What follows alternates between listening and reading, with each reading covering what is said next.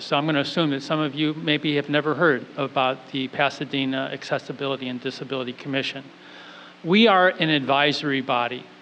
Our role, if you wanted to really simplify it, comes down to providing advice to the City Council and the Mayor with regards to issues related to disability. We don't have a budget, we're not employed, we're volunteers. And part of each year when we get together, we create a work plan, and it was Jorge that brought the idea of having community outreach as part of our work plan for last year, and will continue into the coming year. And this is our first outreach event, so it's very exciting for us to sort of target an area of interest, and in this case, it's the new changes in the home community-based final rules, services final rule. So that impacts our community, and when I'm saying our community, I'm talking about the disability community, but maybe even more specifically, the developmental disability community. This is not an event of the commission, but our role was to help organize and pull together the partners. And like Jorge had mentioned in his thanks to all of the participants, these things take time and they take conversation, and the people that are on the panel and the people that represent the organizations, time is not something they have a lot of. So I appreciate, again, all of the work that everybody has done to make this happen. The commission, FYI, meets on the fourth Tuesday of every month from 5:30 to 7:30. We meet at the Jackie Robinson Center at 1020 North Fair Oaks, and each meeting opens up with public comment. So that's how we get your feedback so that we're informed and we can then share it with the City Council and the Mayor. That's how it's supposed to work. So I welcome your interest and your participation. And with regards to that, there happens to be 2 commission seats that are technically vacant at this point. So if you happen to live in District 5 or in District 7, please get on the website, and you're interested, go on the City of Pasadena website. You can check out where the commissions are. They have an application form, et cetera. If you're on the commission, you get a chance to serve 2 terms at the max. And what we really want to be able to do is encourage people to participate at a community level. So thank you for that. And again, Allie Everett, I don't know if anyone has well, I'm sure that some of you know Allie. If you don't know Allie, she's the person in terms of the City of Pasadena that makes it all sort of work in terms of compliance and advocacy for our community. And feel free to introduce you to Allie. She knows more than I could possibly hope to know. She actually has a big event coming up, so I might as well mention it. There's an event that's coming up on Saturday, July 20th from 3 to 5 p.m. It's a reception, and it's with the Adapted Art Exhibition. I happen to be very interested in disability culture, and this is part of all of that. And it's being organized by the Adaptive and Inclusive Recreation Department of the City of Pasadena. So I have some of those cards. Allie, have you passed out some of those cards? Okay, if you're interested, please check with Allie.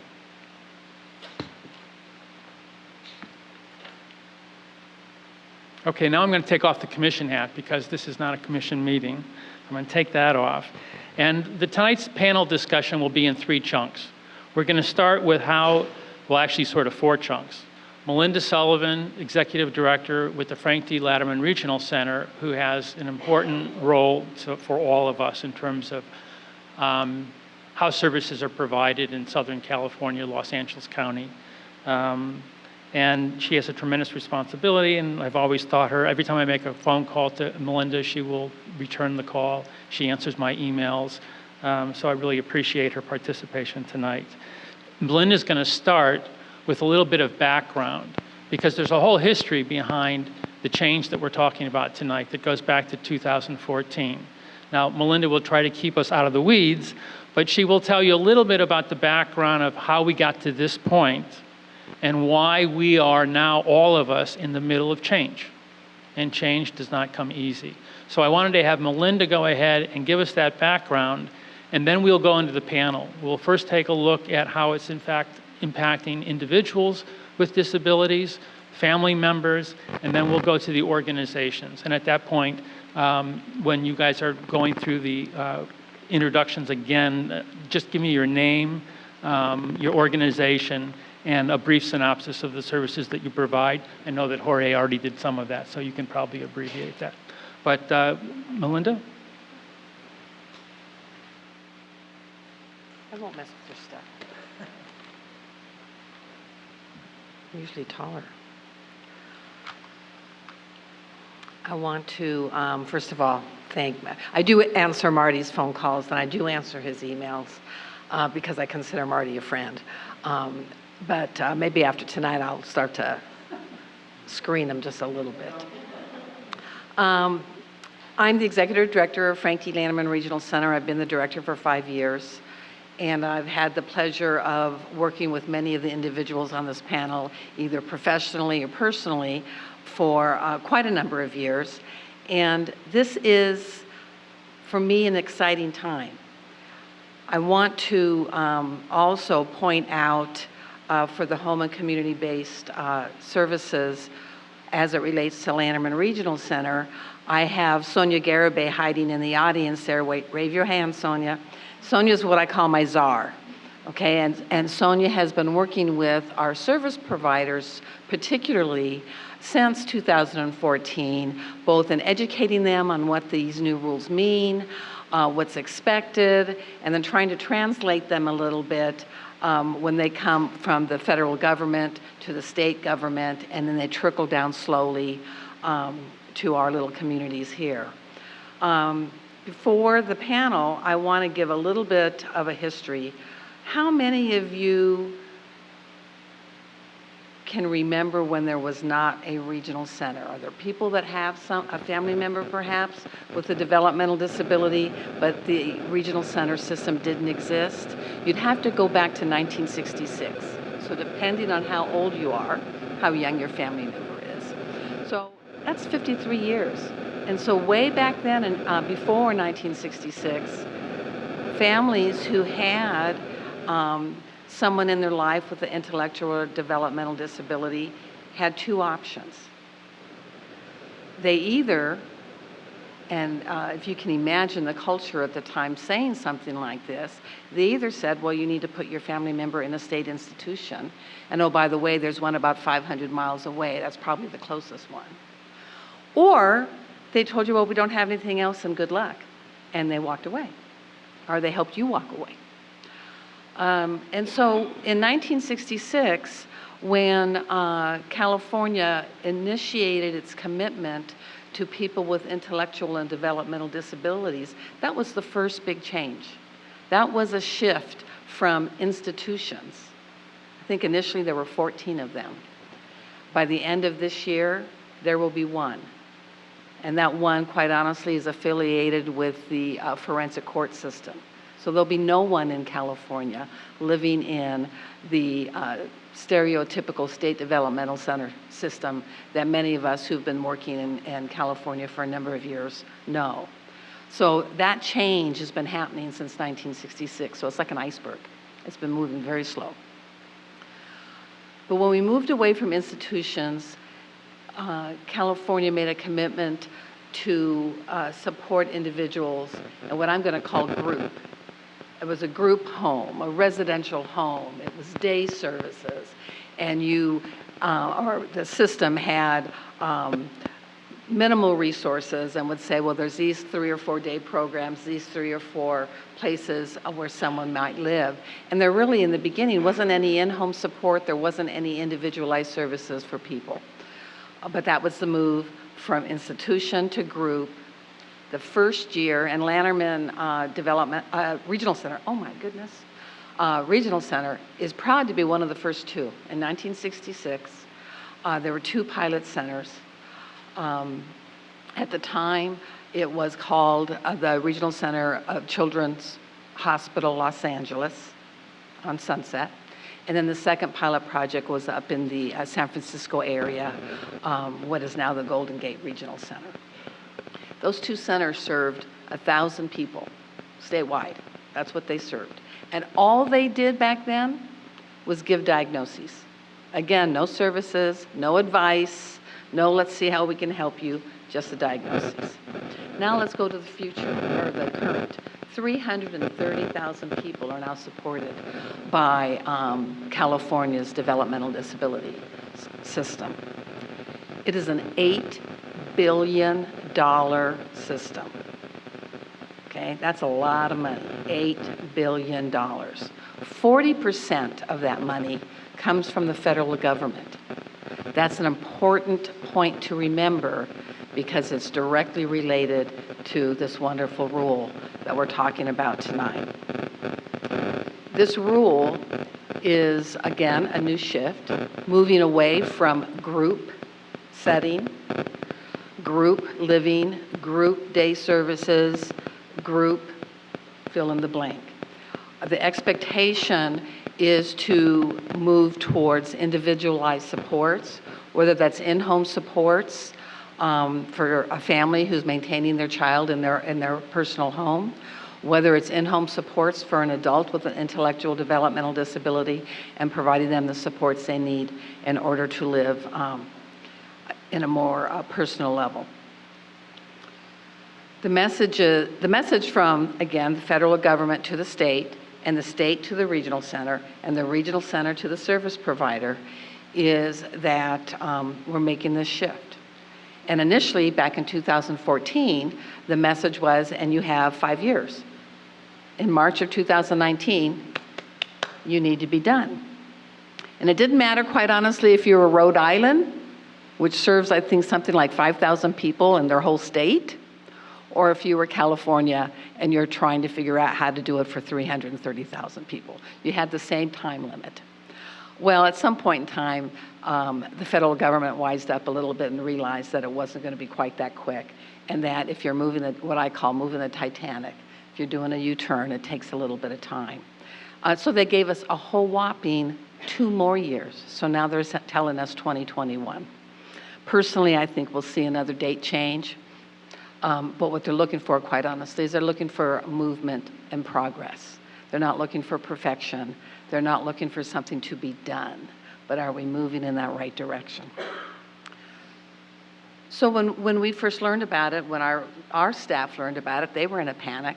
I know when I became director in 2014, I did one of my little welcome visits. I came to Villa. I went to AbilityFirst. I think I even went to FVO, and I talked about this rule. And you can imagine that I wasn't very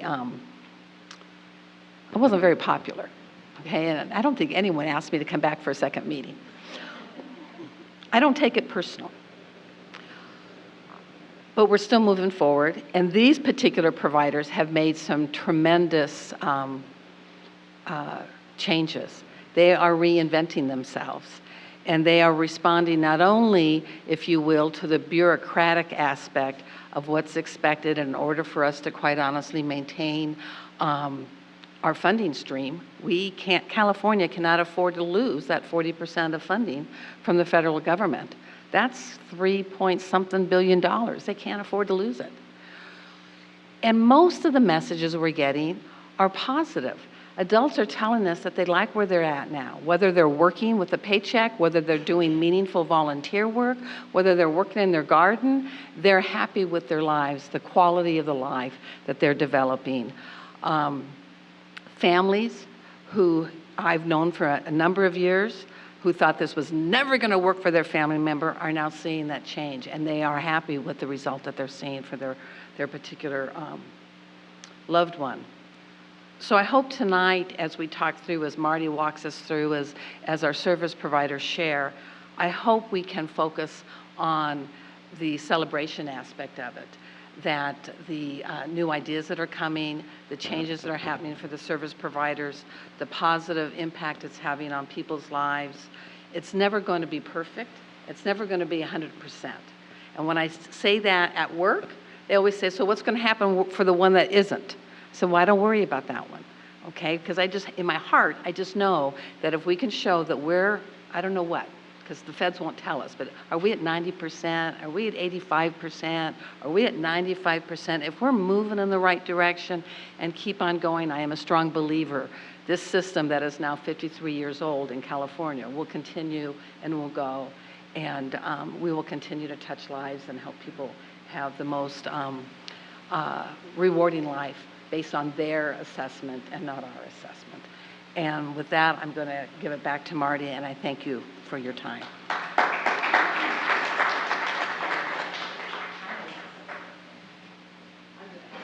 I was trying to get Melinda to sit up there, but... Okay. So I think, listening to Melinda, the message that resonated with me is that, we're in process. We're always in process. I'm also a parent. I didn't mention that, but I have a 36-year-old daughter who has developmental disability, cerebral palsy.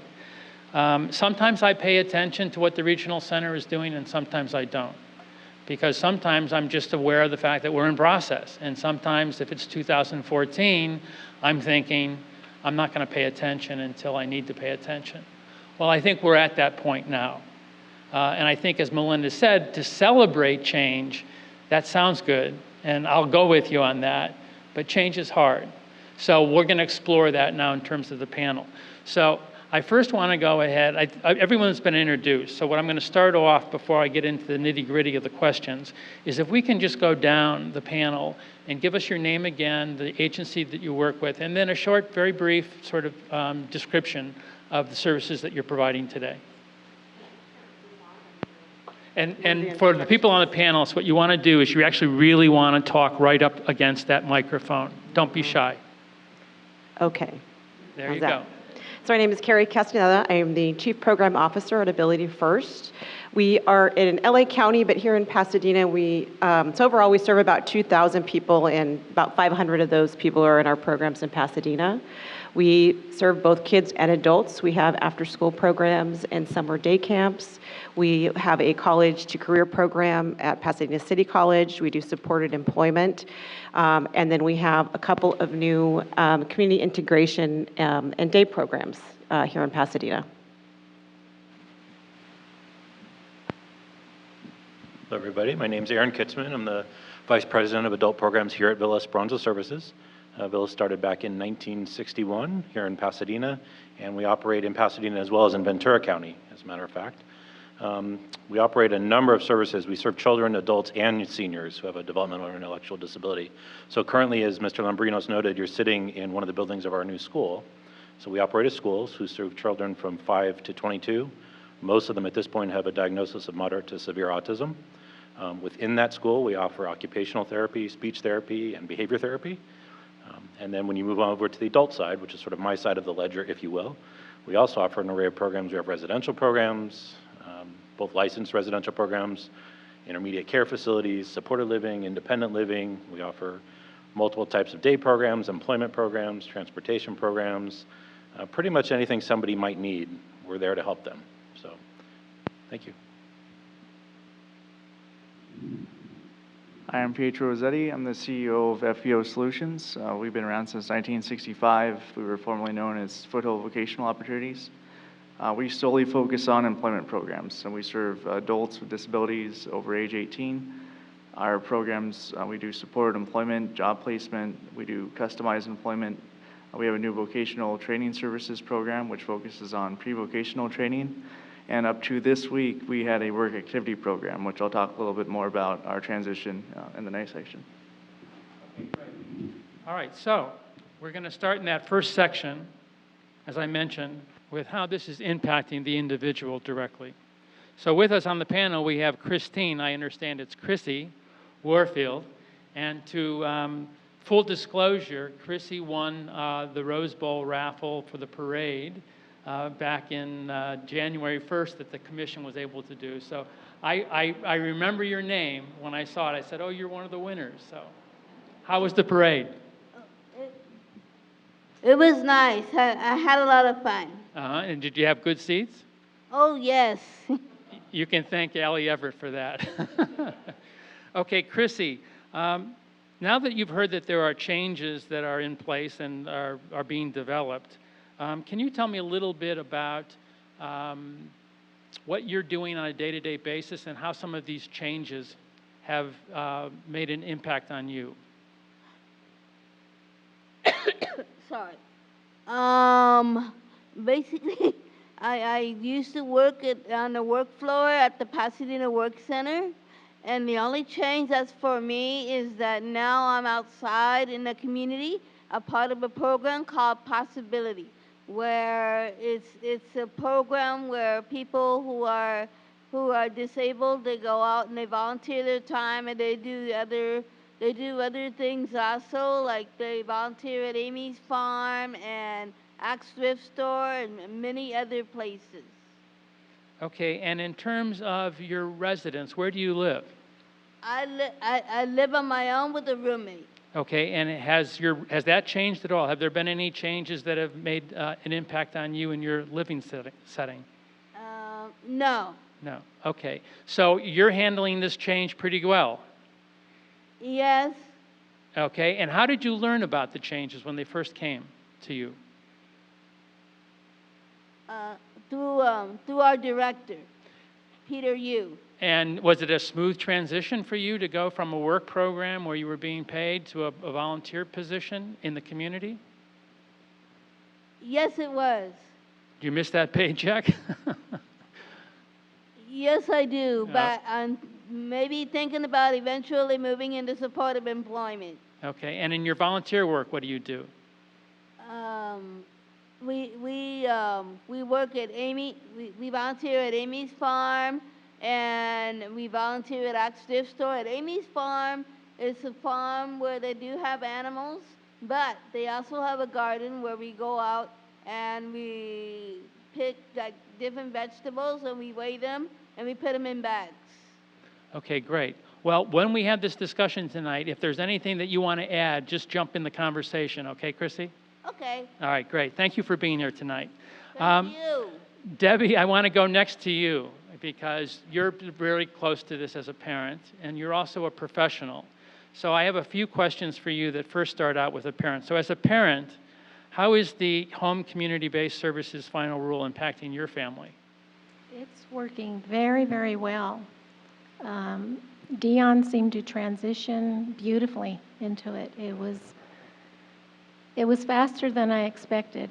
And at first when I heard about it, I wasn't really sure. I was a little apprehensive, just as all parents are, because they really don't know what it's all about, you know. And in 2 days, he was just blossoming. He was being very different, looking forward to the next day, looking forward to meeting new friends, looking forward to going on outings. So it was really good. It was very good.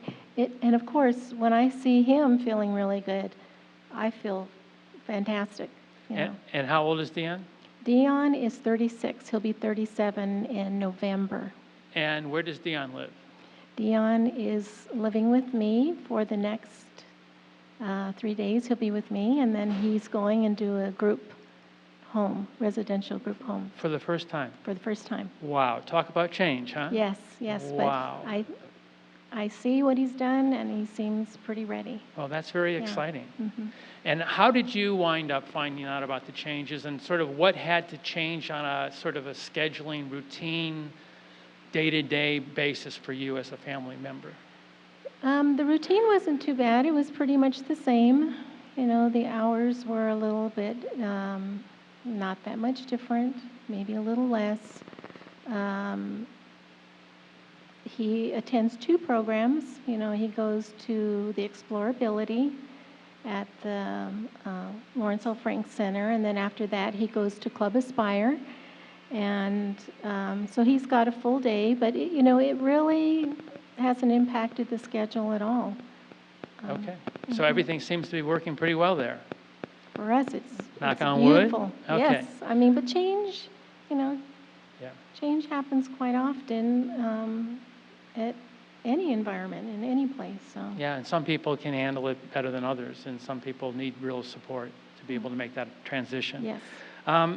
So you wear kind of two hats. So as a professional, tell me a little bit more about what you do in the community, in our community, and any thoughts that you might have about how the rule change is impacting other families. Okay, because disabilities is so, diverse. It's such a wide range. I could, as Melinda was saying, you're trying to impact every family as positively as you can and be able to enhance their life with this new ruling. And I know it's going to take a little bit longer to meet some of those that are a little bit more impacted than Dion. The majority of what I've seen with many families, that it's been very, very good. It's been they're very impressed with it. You see their family member coming to the different programs, and I don't see, there hasn't been anyone that has said anything negatively. It's all been a win-win situation. And so I'm sure they're feeling the same effect as I am when their family member comes home. It's great. So you're hearing good things out there. Yeah. Oh, that's great. That's terrific. Okay, well, now I think I'm going to make an assumption that almost everybody in the room tonight buys into the idea of community inclusion and personal choice. I think that's where we all start, whether you're a family member, an individual, the regional center, a service provider. That's the easy part. And as we know, the devil's always in the details. So what we're going to do is explore a little bit of that. And you just mentioned something that from both of Chrissy and Debbie, nothing but positive comments there. I'm going to make it a little bit, the next question is going to be a little bit, for me at least, a little challenging in terms of knowing where I land on it. But the rule change obviously is going to have an impact on your person-centered plan in terms of is that an annual requirement, the person-centered plan? At least an annual time, right? So everyone sits down to try to make that plan that reflects the individual's interests and needs. The person-centered plan must also identify risks, and in the new ruling it goes on to say, while considering the person's right to assume some degree of personal risk and include measures available to reduce risks or identify alternative ways to achieve personal goals. Yet, those guidelines also state that the person-centered plan must assure the health and safety of the person. I'm very interested in knowing how you feel about the balance between encouraging your son to feel comfortable taking personal risks and then looking to the service providers and having the same expectation that they're going to make sure that your person, your son or your daughter, is both safe and healthy. So, Debbie, let me ask you that question. How do you find that balance between risk and safety? I have to go back to the many years that I've had experience with our regional center, which is Lanterman, and also AbilityFirst. I think what happens, when you've been very involved with them and you really are, you're involved as much as you can with them, over the years, I see where the organization, Lanterman and AbilityFirst, and even Villa, they're very family-oriented. There's such a care there. I have to just say, you can see where every individual matters. So I think, for me, I can say safety is number one for them, and helping them to be the best that they can. But of course, safety is, a very important factor. I don't know if that's answering. Well, no, that's good. It's a setup. Am I kind of It's a getting good there? setup because now I'm going to turn to the service providers because I know that this change has created tremendous challenges for your organizations. And so I will back up after we get through this question. But on this question, have you encountered that tension between encouraging an individual to feel free to take personal risk and at the same time have to deal with the liability issues on making sure that someone is safe and healthy? Why don't we just go down? Why don't you start? Okay. Yeah, absolutely. I think that was, and this is really kind of to give you some background, this is the idea of going from a facility where somebody is in a building like this all day long with staff, with very limited interaction with the community other than the individuals who are in their program or their staff, to what Christy's talking about now, of going out in a small group with staff every single day and volunteering and riding the bus and participating in community activities. That was number one on our mind. And I think, like everything else, you plan, you prepare. And the other thing through that person-centered plan and person-centered thinking, which is kind of that broader concept, is really getting to know that individual very, very well, knowing their family very well, and making sure that you're planning ahead for any of those types of risks that might happen.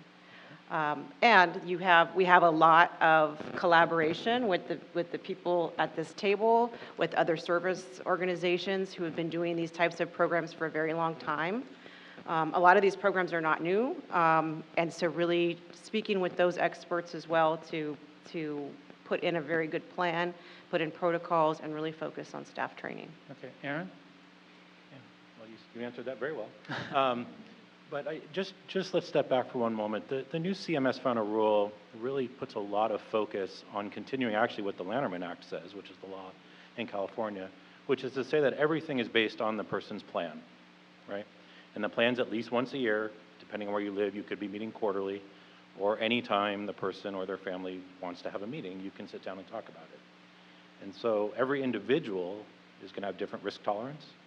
Right? They're going to have different ideas about what they're comfortable with and what they're not comfortable with. And so really it just comes down to making sure that the individual, the family, their support system are on the same page, and then making sure staff are trained appropriately to ensure that we can follow through with that. I mean, there are certain red lines, right? If someone's running in the middle of the street, you're going to grab them and pull them back. That's not a risk that's acceptable. But short of something that catastrophic, we can work with people. Well, how about if they want to take the Gold Line to go downtown for an event that gets out at 11 and then come back on the Gold Line by themselves? Sure. And again, it's going to be based on who's that individual. Mm-hmm. Because we support some people in our independent living program or supported living program where that would be absolutely fine. And in fact, they do things like that all the time. Mm-hmm. And there are some people who require for their safety to have a staff with them 24 hours a day. So you have to sit down, you have to know the individual, know the person, know their supports, and see if there's things you can do. And maybe they can't go completely alone, but maybe the staff doesn't have to be sitting in the seat next to them. Maybe they can give them a little freedom and sit the row behind or 2 rows behind so they can start to experience that, and then you can gauge what level of community safety they have without support. So there's things like that that you can do. Okay. Pietro?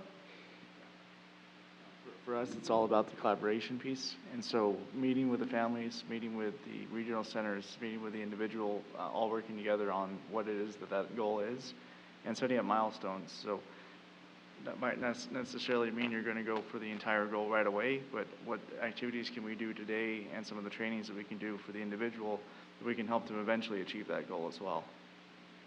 Okay, thank you. It's always been something that's been on my mind, is that tension between risk and safety. I know it keeps many of us up awake at night.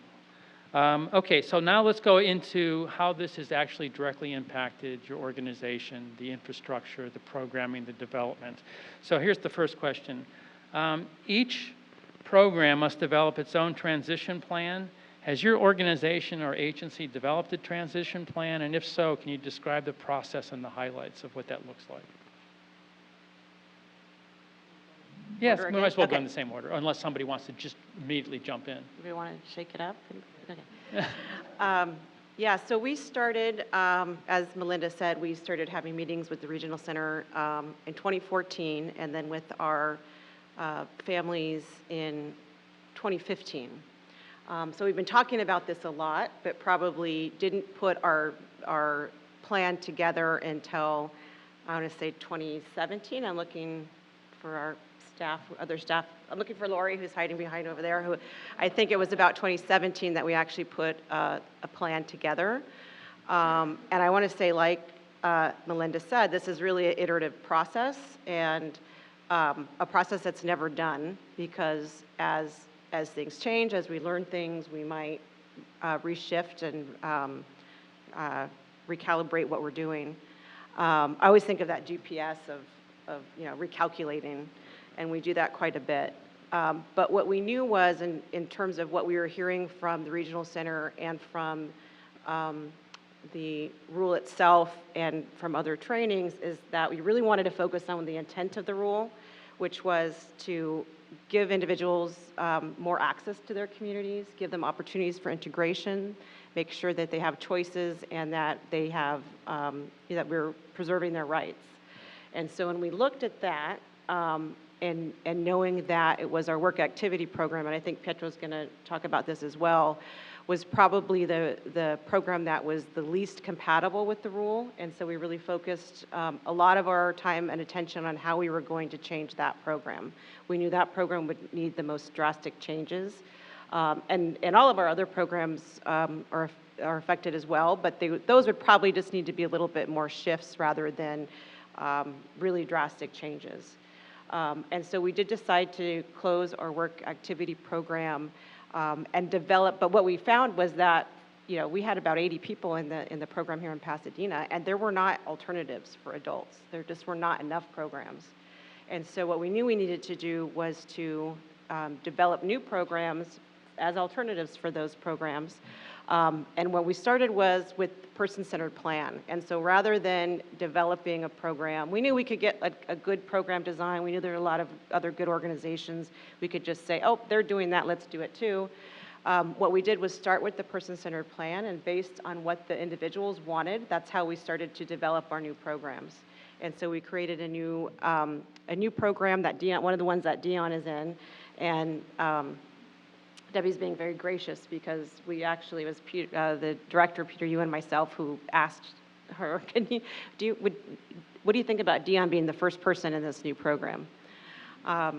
And so we learned, and then we learned from there, and then we also developed the program that Christy's in.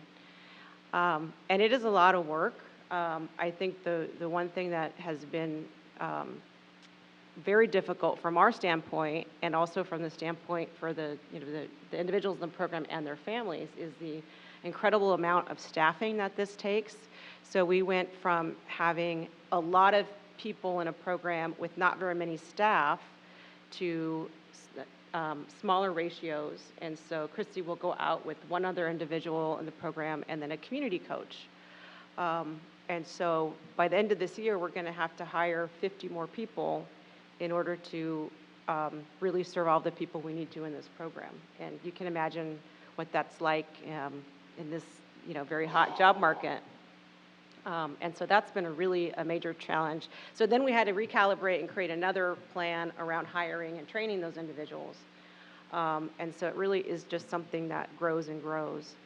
I will say, though, that going back to what you were saying about the person-centered plan, I think it's something that we all thought we were doing, and we all thought we were doing great. Kind of like having a sense of humor, right? Everybody thinks they have a great sense of humor. And when we really stepped back and looked at what person-centered thinking means, we weren't doing so great.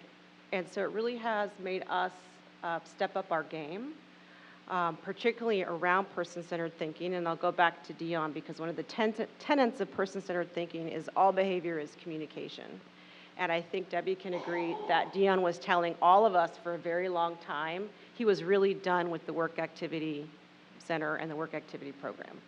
And we all were just really trying to do all these things to make it work for him, and it just wasn't the right program for him. And so with this, that's what the changes I think Debbie's seeing, and I heard for the first time that he's moving into the group home. That's really exciting. And so I think that's kind of what our highlights are, and it, like I said, it's not done, but we have made a commitment to close our work activity programs and transition all of our individuals into new programs by the end of this year. And as we go to the other two organizations on this question, because I'm very interested in knowing how it's impacted you directly, obviously the subtext of that is that there's a lot of resource and money issues that are involved. And I think as a family member, sometimes it's easy to lose sight of the fact of that pressure that programs are under, because I think that what I always say is every morning I wake up, there's not enough money to go around. There's never, that's what they wake up with. There's never enough money to do what needs to be done. So in a change like this, that's changing staffing ratios, this is my little plug for a little tolerance and patience. But Aaron, can you go ahead and tell us a little bit more about what's happening here? Thank you. To that end, for those of you that don't know, there was just a rate study completed that said our, call it $7.5 to $8 billion system was $1.9 billion underfunded. And that's the California government contractor who said that. So you can imagine it's probably worse than that. But having said that, back to the topic at hand, and thank you for that.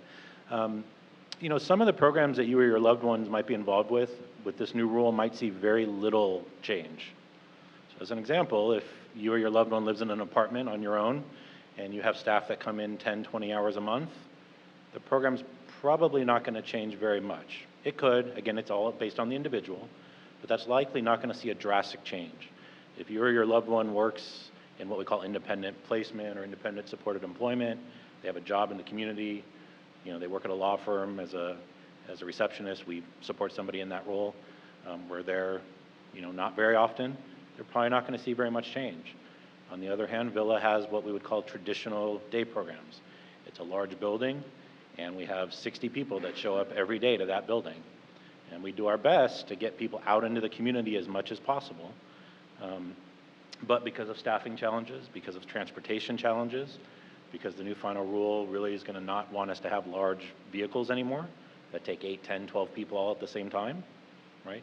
Those are challenges that we're starting to look at now, right? So how do we manage that? How do we get the funding to hire a lot more staff? Because in those programs, the support ratio is 1 staff to 6 people that we're serving. Okay, for some people, you can go out in the community and people are happy and safe and can be productive in the community with that level of support. And for some people, that's not going to work, right? So that not only requires more money, but it requires us to go back to the regional center and say, hey, our current program design, our contract with the regional center says you're going to pay us to have 1 person support 6 people. That doesn't work anymore, right? So we have to have those negotiations, and frankly, the regional center has to have the authority, which oftentimes they don't, to renegotiate those contracts. So that's another challenge that we face. Okay, hiring staff, as you mentioned, is very, very, very difficult, and training them, right? It takes time and money to train staff. 100%, we're going to train our staff. We have to. We absolutely have to. It's critical to our mission. I don't care how smart I am. Well, all that matters is the person working directly with you or your loved one. That's where it really matters. We have to train our staff, right? But that takes time and money and resources also. So we've already, years ago, just like you did, we identified the programs where we feel like some of those positive changes can be made. We can try to get even better at the integration, at the choice, all the things that the CMS final rule is focusing on. But it's a process. It's a process. It takes time. We're working towards it. We can still get better. Thank you. I was just reminded that if you do have a card and a question, you can forward them, send them up to Jorge, and he will screen them and make sure that I get them later. Okay, Pietro, the same question. How has this impacted, you know, your organization's infrastructure, program development, services provided? Sure. So our organization is a little bit unique because in addition to offering the program services, we also operate a social enterprise. So we actually have office supply contracts for the federal government that we manufacture 2 and 3 hole punches. We do packaging and fulfillment work, and we also do powder coating services as well. We heard about these regulation changes, you know, back in 2014, 2015, and the major program that they were going to impact is the work activity program. We've used that term interchangeably with the direct employment program, but that was one of our longest standing programs that we had. And we had that program since about the 70s. And it was difficult at first to think about even transferring this program. We'd always seen the positive impacts it had on the people and the families, the dignity that can be achieved through work. I go to work, I get a paycheck, and I take that home. But when we really started to look at the rules and start focusing on what the actual rules say and the positive benefits of getting the people involved into the community, getting them to make wages that are competitive and integrated, and getting them into positions where they could be successful and develop future careers, that was the mindset we started with in 2014 and 2015. From 2017 onward, our main focus has been to transition this program, and I'm very excited to say that this is our final week of the work activity program. So let me step back to 2017. We were very fortunate as an organization to receive grant funding from DDS, which is the state organization that also funds the regional centers. And it really helped us to focus our plan on how we're going to transition the individuals out of this program, but do it in the best way possible. As we all know, change is difficult, and too much change at any time is a very challenging thing for the families. So we were able to set up a team of transition folks, program staff, to focus on providing transition services to help the individuals get prepared for community employment and prepared for that program to come to an end. We worked with them on one-on-one basis, and we would do exploration activities, we would do the person-centered plans, we would get the families together, do trainings for the families, trainings for the clients throughout that period. It's working very closely with the regional center staff, working very closely with the families, and working very closely with the individuals has helped us to make it a successful transition on that side. We're very excited for what our future holds. Through that process, we developed a vocational training services program, which is going to focus more on pre-vocational work. So the biggest difference for us, the individuals aren't going to be coming to work 6.5 hours a day for a paycheck anymore, but they're going to be coming to do pre-vocational training, community integration services, volunteer activities, all customized to what their person-centered plan is. And that's our plan going forward for our program services on that side. So we're very excited about that. And we're also maintaining our office supply contracts and our social enterprise by employing 6 former people who were clients at minimum wage or higher positions as well. Thank you. I'm going to bring you up here one more second. The Department of Developmental Services has indicated, if my research is correct, that as of May 2019, going right to some of the points that were made, $15 million have been allocated for service providers to make changes in order to meet the requirements of the final regulations. How is this impacting contracting of each of your providers? And is $15 million enough? Well, that's the easy one, no.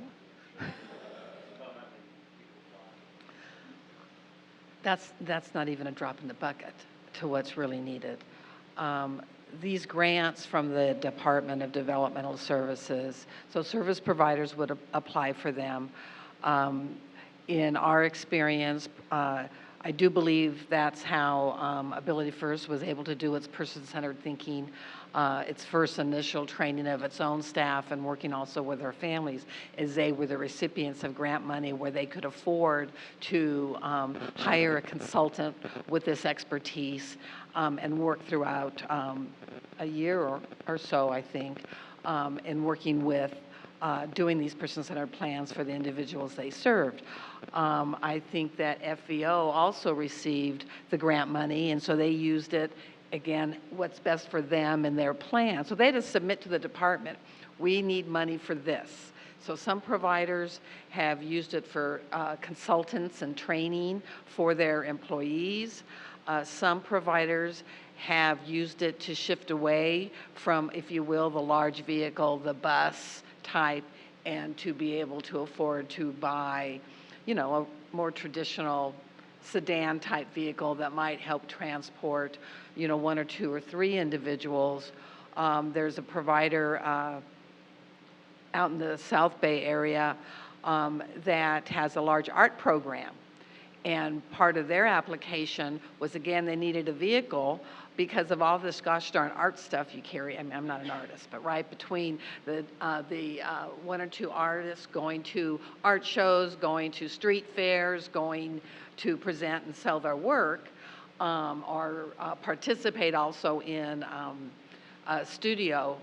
accessing studio time for the artwork, so they were able to get a smaller vehicle that was that helped them, kind of just forces you, if you will, to stay small. Okay, you know, I'm a parent. If I can cram, you know, when my kids were little, if I could cram 6 or 8 of them in the car, then that's what I did. Well, now if I have this little car and I can only cram 2, well, then that's all I take, right? So the monies, most of which were used for training, for researching and exploring how to change, and in some instances, how to, or to get transportation, because transportation in LA is just key. You can't go anywhere, right, without, you know, that means. The department has heard many a time that 15 million is not enough. They've also heard from, at least regional centers, I'm not sure about service providers, about being a little bit more transparent on, one, what is it you're looking for? I mean, if I come up with a great idea about transportation, but you're really looking for some other area of focus, well, tell me what the area of focus is so I apply right, okay? And two, are you kind of rotating and making sure that you're spreading what little bit of money you have around? You know, I think we could all agree that it wouldn't be fair if any one group of service providers always got the money and others didn't get any access to it. So that, is there a method to their madness? Because it's a secret to us. And just out of curiosity, is that 15 million across the state? Yes. So, so, 15 million. I don't need a mic. no, you do need a mic. You're being taped. It's $15 million. There's 21 regional centers. There's 330,000 people with developmental disabilities. I can't even tell you how many service providers there are. So 15 million doesn't do much. I think I hit a nerve there. You also made me think, I'm one of 13 children, so you can imagine the station wagon. Okay.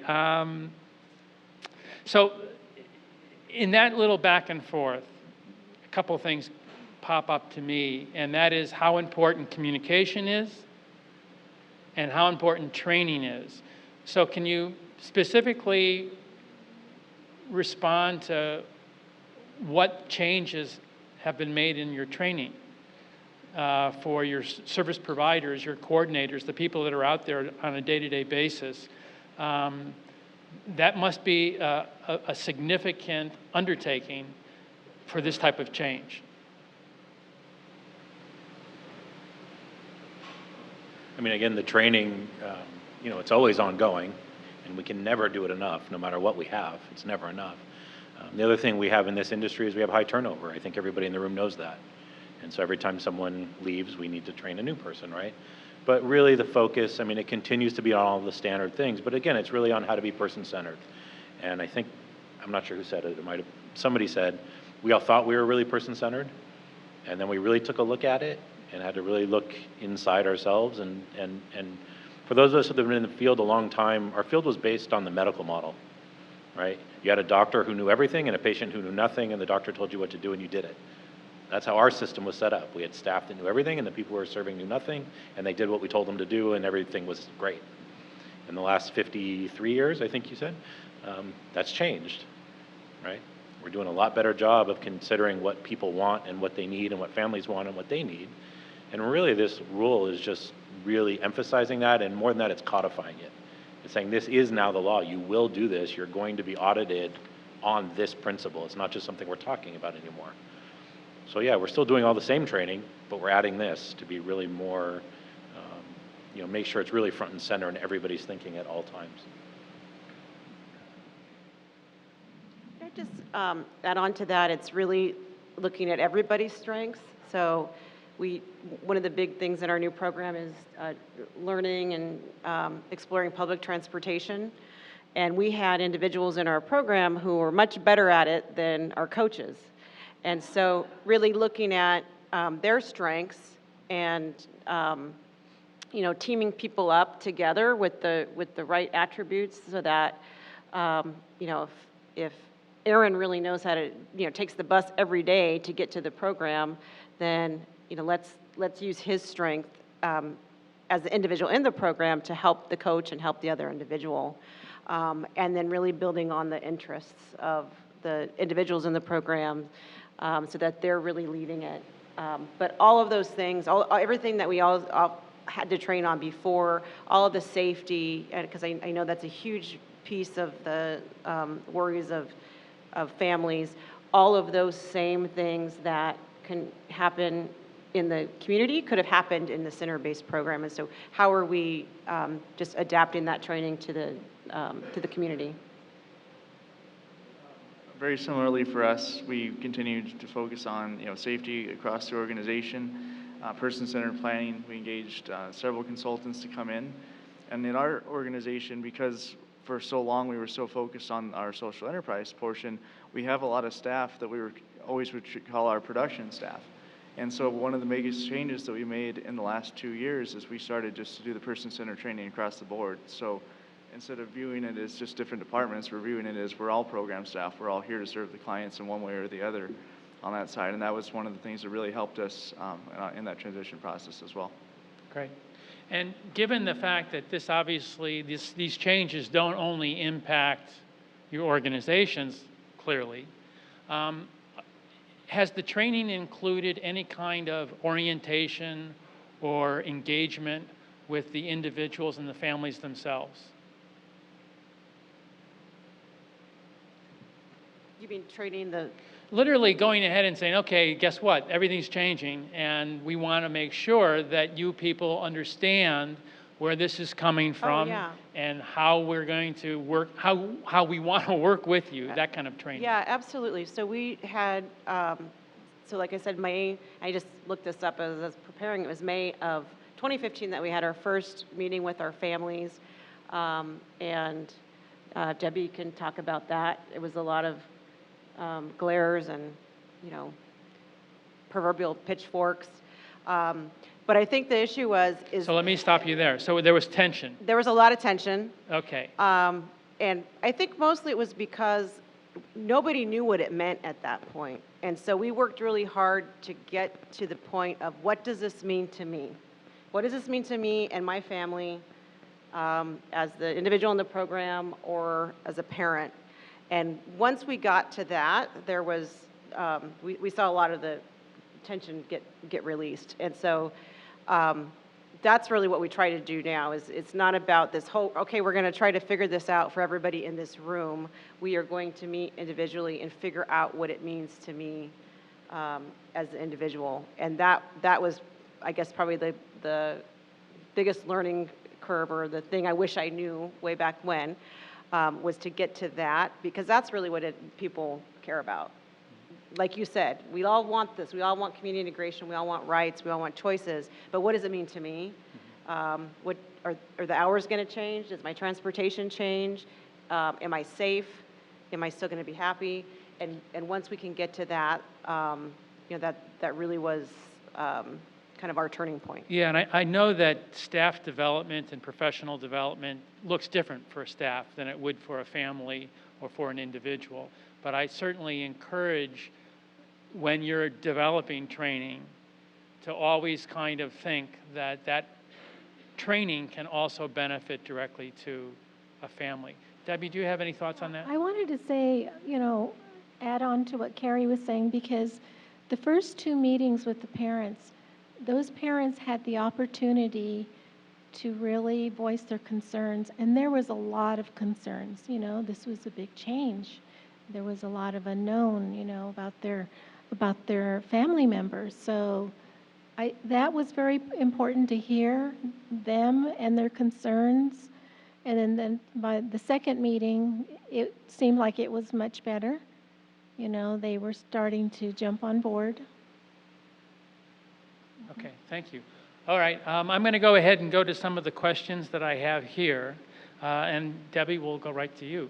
Question for Debbie or anyone. We are looking for a residential home for our daughter. Any advice, any tips in this process? So Debbie will certainly answer that as a mom and a professional, but also if any of the panelists, other panelists have ideas as well. Go ahead, Debbie. I fell into this with Dion because it was a family that attends the same program as Dion, not AbilityFirst, but it's Club Aspire. And I think that the most important thing, too, with families is that they really connect with each other. I mean, that is their lifelines right there. When you have known families for many years, you've seen them grow up, you are really connected with them, they have a lot of valuable information. And so it didn't come by me going to a website and looking it up. It came from another family, telling me. So that might be a key way to find out, especially if their loved one is pretty similar to yours, Okay, so whoever asked that question, I hope that gives you some insight. If someone calls one of your agencies cold and said they're looking for a group home, how do you handle that call? Yeah, that's fine. Well, first we need to find out about the person, right, and what level of support they might need, because within the licensed group home setting, there's different levels of care that are provided. But if we feel like we have based on that conversation, we have the ability to serve that person, or at least we think we do at that point, it's a little bit of a process. We usually have to get a referral packet from the regional center, right? So you'd have to call the service coordinator and ask them to send a packet. But we'll review the packet. If we feel like we still feel like it's a good fit, then we're going to ask the person and their circle of support to come out and take a look at the house, tour it, get a sense, get a feel. Are the people that live there currently approximately the same age? Do they have approximately the same levels of energy? Do they like to go out all the time, or are they homebodies? What's the food situation? Do they cook a lot of ethnic food, or do they cook a lot of American food, or does it matter? Do you care? Right? So, it's definitely a feeling out process. Unfortunately, there aren't a lot of resources out there, just to be completely honest with people, in the licensed residential area. But in the perfect world, you'll get to see several options before you choose where you want to move. That's the way it's supposed to work. And also, whoever asked that question, it's an interesting comment that you might want to share with the commission. So again, we meet the fourth Thursday of every month. And just being able to have some type of, the city wouldn't make a referral, but just to be able to process what Aaron just said, those nuances of really what makes a difference in terms of a setting that's going to work for someone. This, I think I can go ahead and go to Pietro with this. Will sheltered workshop programs still be available to people who desire this type of service until 2022? It takes a lot of resources for a provider to transition to compliant services. Is there plan B if the majority of providers cannot get vendored to provide compliant services by 2022? What happens to the hundreds of thousands of people who may be left without access to services? So that's kind of two questions. But Pietro, on the sheltered workshop, what if someone was happy in a sheltered workshop? And Chrissy, you might even have some thoughts on this as well. What happens between now and 2022 in terms of choice and options? Sure. So on the sheltered workshop side, we've had several clients over this time period that was what they've always known. So it really comes back to the education piece, to what else is out there and what other options that we can provide that are in compliance with HCBS. That's the biggest portion that we have on that side. And every organization is moving at its own pace. My predecessor, before I took over in 2017, we had reduced to about 50 individuals in our workshops. So when I took over in 2017, we had 44 individuals. So for us, it was a lot less individuals than a lot of the other providers that are out there. And so that was one of the reasons why we were able to do it so quickly. I know a lot of the other providers are moving at their pace as well, and there's a few that may get closer to the 2022 But as far as what I've heard from everybody else, everybody's moving in that path. Okay. I'm going to ask you again to come up here for a second. So I'm going to read that last question again. Maybe you can give me some insight. It takes a lot of resources for a provider to transition to compliance services.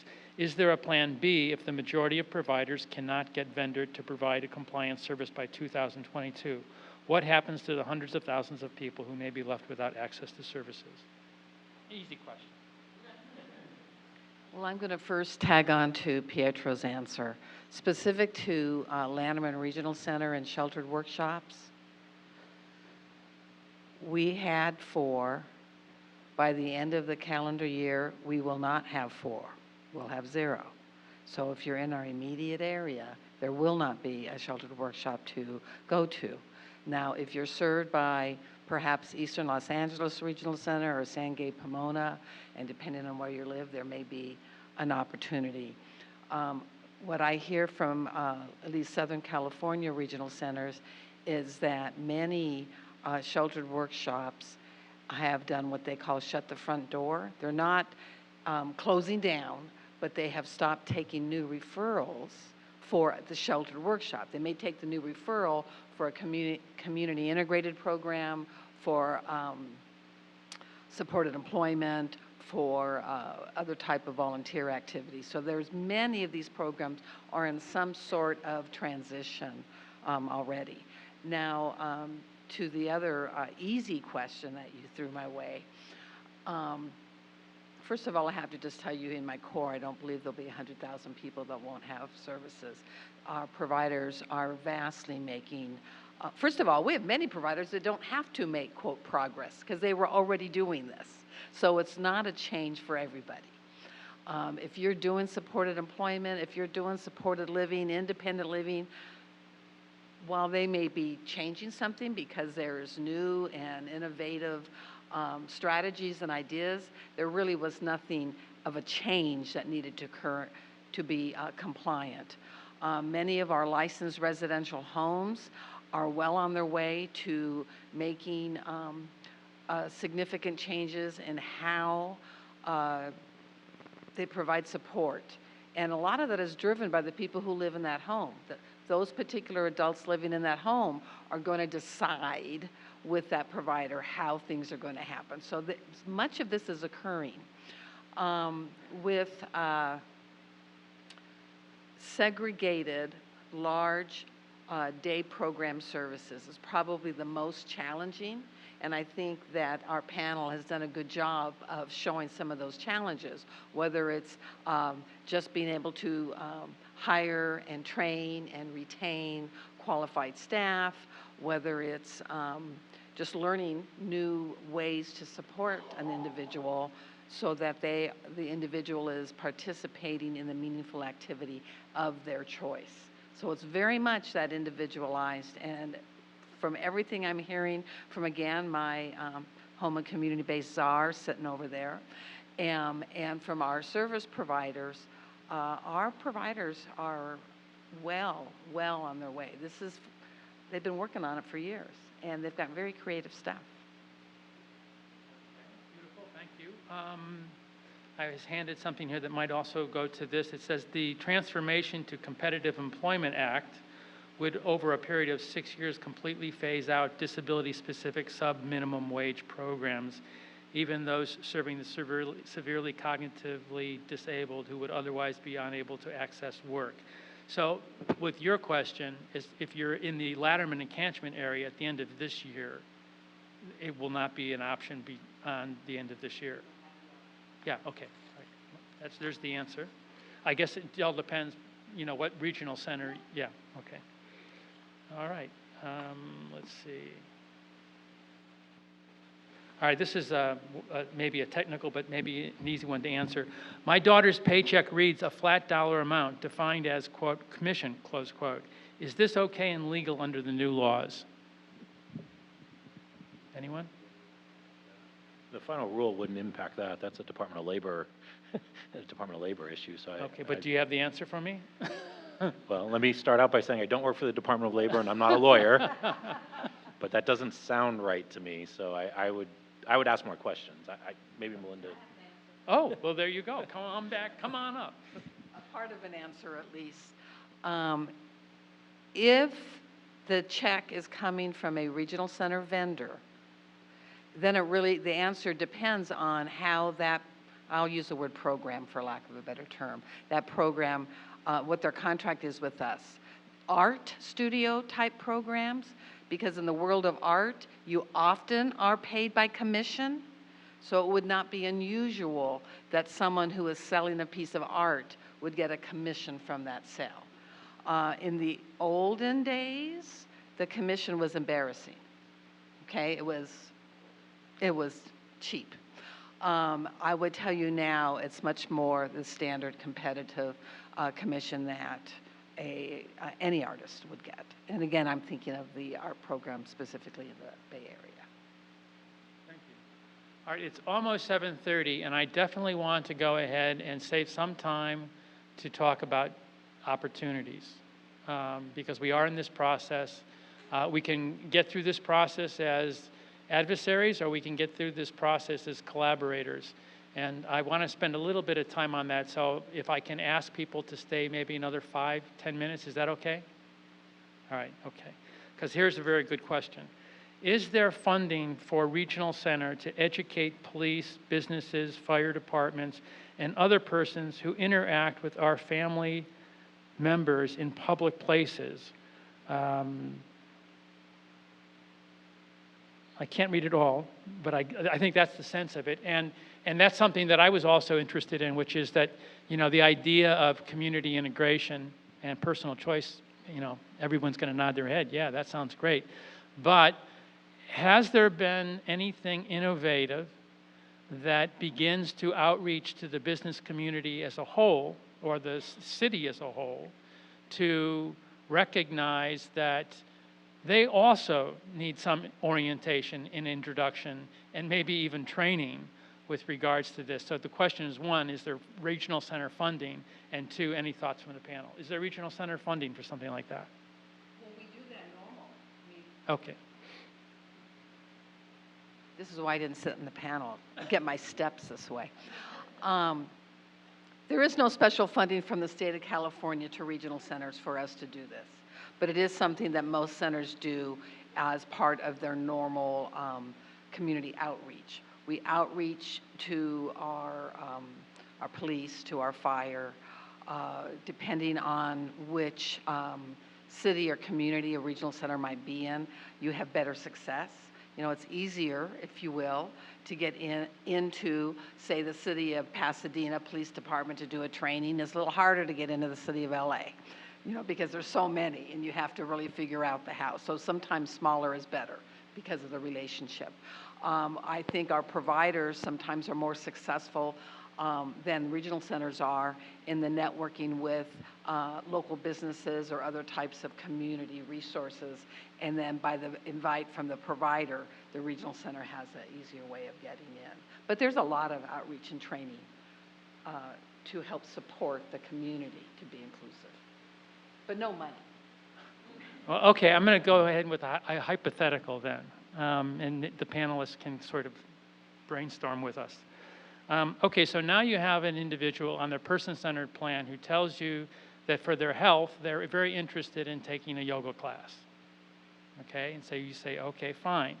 Now you go to a small business person who has a yoga studio, and they're trying to make a go of it as well. They're small business, not easy to make a living, and they have a class of 20 people, and you want to bring in somebody who is very different from her typical clientele. And let's say that maybe the person has a verbal tic, which just interrupts the other customers. So a class of 20 people in the studio threatened to become a class of 10 because of a new individual. So there's a scenario that's not that difficult to think of. How would this work in terms of the new ruling and the whole philosophy behind community integration? Well, I don't think the rule, that would happen anyway, and so the rule doesn't necessarily. But would someone provide training to the studio? Would someone interface with the studio, yoga studio absolutely. owner? Yeah, Yeah, and that's part of what, and I would say there'd be, and I'm going to look to Chris Otero, who helps do this for our new program.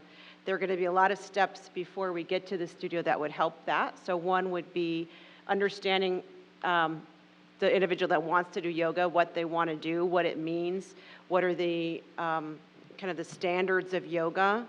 Do you bring your own mat? It's quiet. It's, is it a silent yoga or is it a yoga with a lot of music? I go to yoga sometimes that plays very loud music. So you would go And ahead and so sort of work that out with the... I would work it out with first with the individual, Uh-huh. and then find the class that might work for that, what that individual needs. And so maybe it's not the yoga class, that's an hour and a half in complete silence. Okay, actually, I'm going to go into the opportunities now, but on that, I would really encourage us to be very creative about how to interact with people that don't have experience with people with disabilities, because it's everything in terms of being able to make that introduction so that people can have their questions asked and answered. Okay. Opportunities. In my research, I'm just going to go ahead through a couple of these, and then I'd like the panel to respond to what opportunities you see out there in terms of collaborating and working together. One of the suggestions in the guidelines was that establishing a community-based advisory group to help identify and design new models and strategies for the setting to expand its individualized service offerings and increase greater access to activities in the broader community. Has there been any efforts to create a community-based advisory group? Because the commission that's the type of thing the commission would love to be able to fan a little fuel onto. Does anybody, does that exist at all in Pasadena? And would you be interested in having it exist?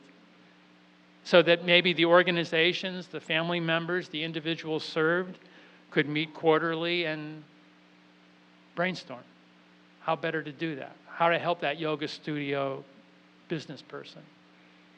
Just going back, well, first of all, I want to know what goat yoga is because I don't get it. But having said that, with the situation with the yoga studio, advocacy is probably the thing we do most all day, every day. Right? I mean, Villa, we just completed our strategic plan. It's the first goal in our strategic plan.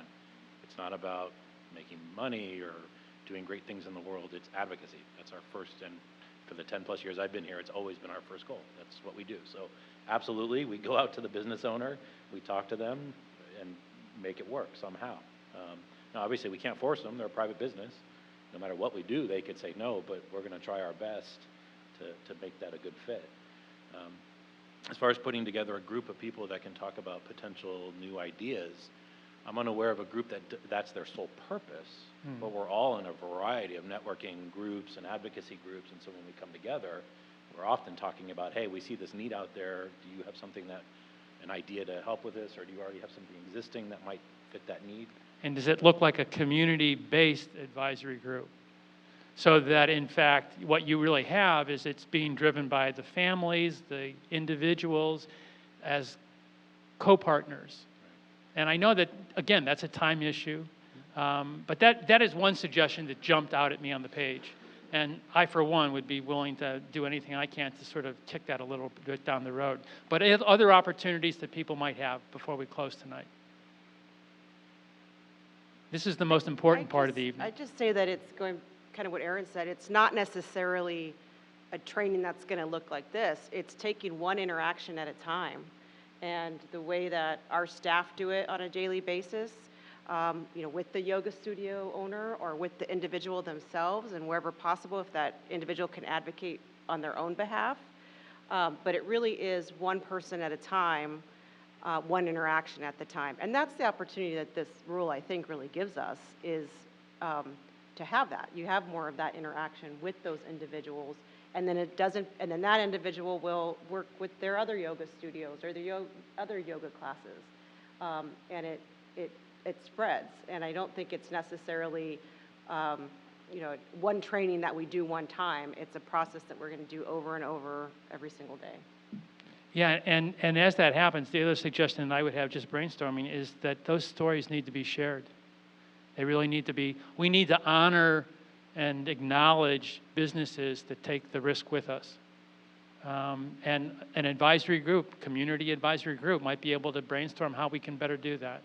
Any ideas, Debbie, that you have, or Pietro? You can read my face. I'm just, the community itself in large, especially Pasadena, I think in some places there is a lack of exposure, with our population. I think it's our responsibility also, however way we can, because there's a lot of interaction when Dion goes into the Trader Joe's or shopping. There is a lot of interaction with the employees. Not only does it stop there, but I think that we need to pull some of those people in, maybe invite them for a tour to a facility, so that they feel comfortable. Maybe the people at the yoga, the owner, pull them into what the actual population and what the organizations are doing, so that they can start feeling more comfortable. It's a learning process. It's a great idea. Mm-hmm. Pietro, did you have another idea?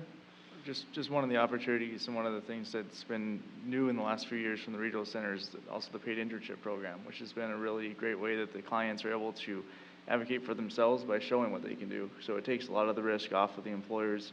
It's an incentive where we can provide up to $10,400 a year of the wages towards the internship, and that's been extremely helpful. Great.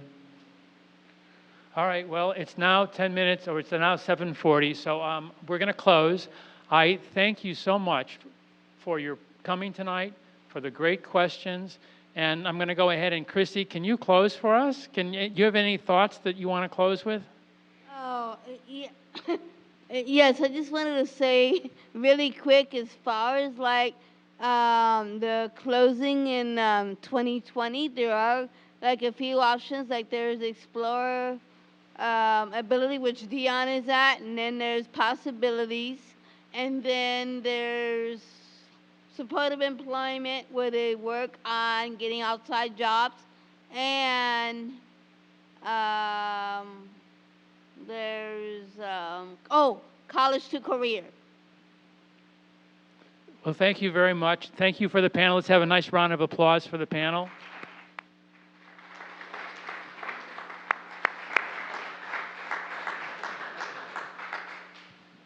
Again, I want to thank everyone for coming. I want to thank the organizations for their helping us plan this event. It's been, I believe, very successful.